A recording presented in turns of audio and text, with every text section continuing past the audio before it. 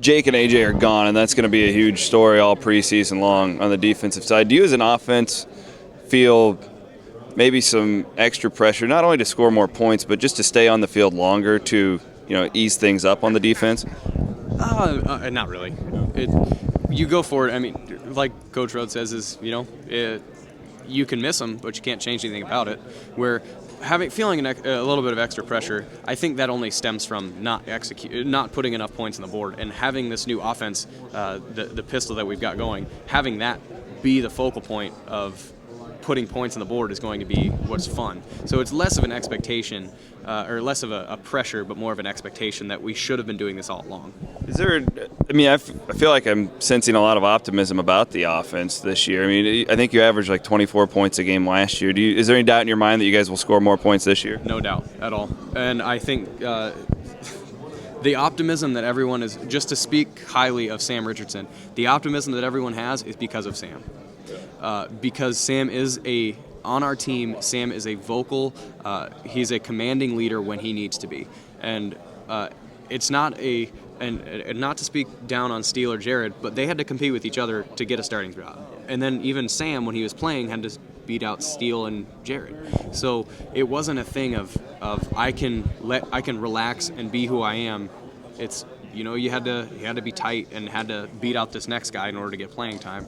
So Sam going in, being the confident leader that he is, and having the physical abilities that you saw in the Kansas game and even the West Virginia game, that he's got to go into the next year.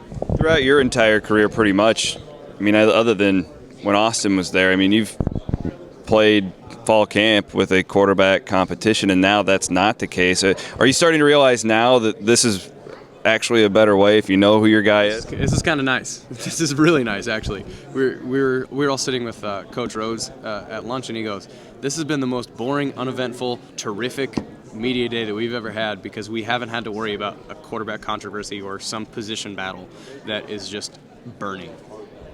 Across the league, though, it's kind of been a role reversal, because now everybody else is doing that. Does that give you guys a little bit of a leg up, though, the fact that you have your guy? I don't know if it gives us a leg up, but it kind of lets us watch back and go, hey, Baylor, we've been there. So it's just kind of a fun situation to be in, where knowing kind of what the opposition's position and how they're kind of sitting and what they're thinking and going forward with what kind of question mark they have at quarterback. I just know that I know how much you follow this stuff outside of just scouting your next opponent. What do you think of the Big 12? I've heard a lot about how balanced it is. Give us a little bit of your analysis on that. The phrase that I've used today is, if you're a betting man, do not pick a conference champion in the Big 12 this year, because there's not really any one that you can say that's definitely the favorite. There's not even any two that you can say, those are the best teams. There's a group of 9 to 8 to 10 that you can say, all right, these are good teams. See how this shakes out. Where that's the thing that's kind of the exciting point going forward, is that you don't know anything of where the depth of this conference is going to shake out.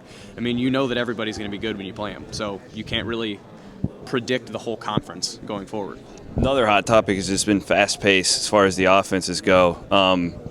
In fact, believe it or not, Oklahoma State, Texas, they all say that they want to play a faster pace this year.